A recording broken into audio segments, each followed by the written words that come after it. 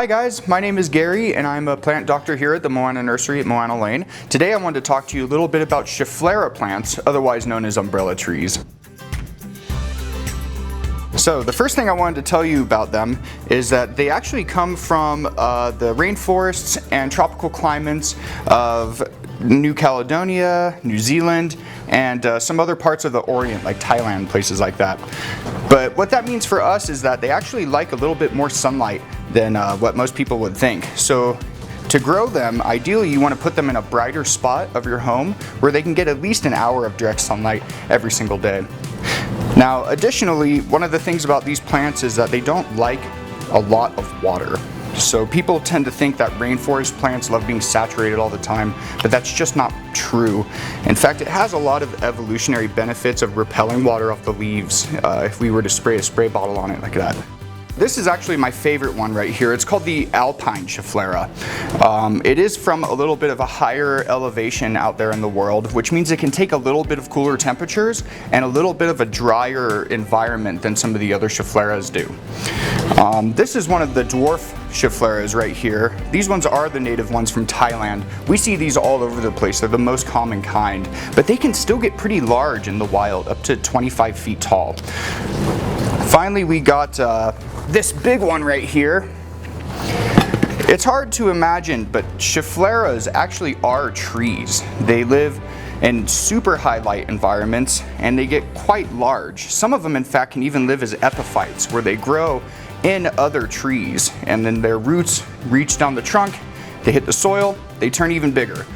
Another one I wanted to talk about is the variegated Schefflera. This one's a little neater because it does not actually appear in nature. This is a man-made hybrid that we've used to chemically induce it for these colors to come out like this. Now you can help keep these colors by setting it in a very sunny spot. It has a tendency to want to revert naturally, as the green is a little bit healthier than the white. But for longevity wise and for beauty wise, we have forced these plants to grow white like this, and if you want to keep it, it just needs a little more sunlight. Okay, so now let's talk a little bit about repotting the tree and how to actually grow it inside of our homes. So when you first take it home, ideally you want to take it out of the soil and put it in its new pot. Typically what I like to do is give the plant a little shake around the rim first to loosen the soil, and then you can pull it straight out. After that comes the inspection of the root ball.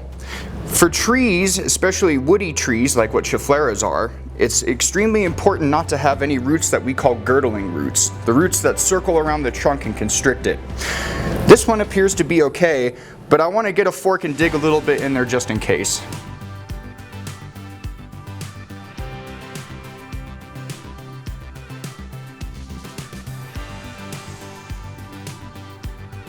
Now with the girdling roots out of the way, let's put it in its new pot and secure it so that it doesn't fall over.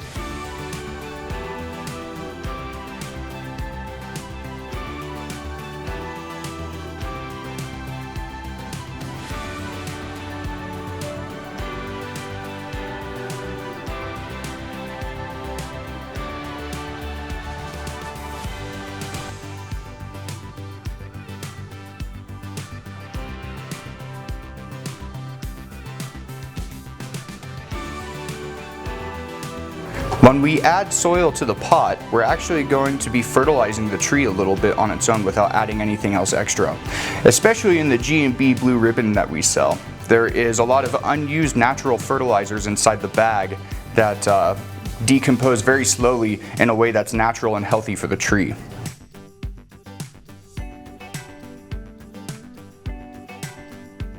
So now that I've repotted it and shaped it in a way that I think that I like, a very common bonsai technique is to go ahead and remove some of the foliage on the tree.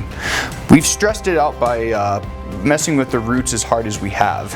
And everything about bonsai and horticultural in general is about balance. So to reduce the amount of energy that the roots are going to require, I'm going to cut some of the foliage off the plant so that it doesn't need as much water as it did before.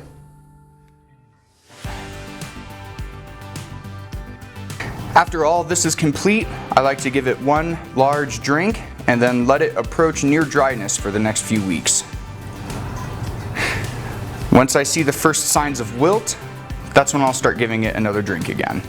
After it's been repotted and watered, the next step is to find an ideal location for its sun exposure in our home. I like to place mine in either an east-facing or south-facing window where they can get plenty of hours of sunlight.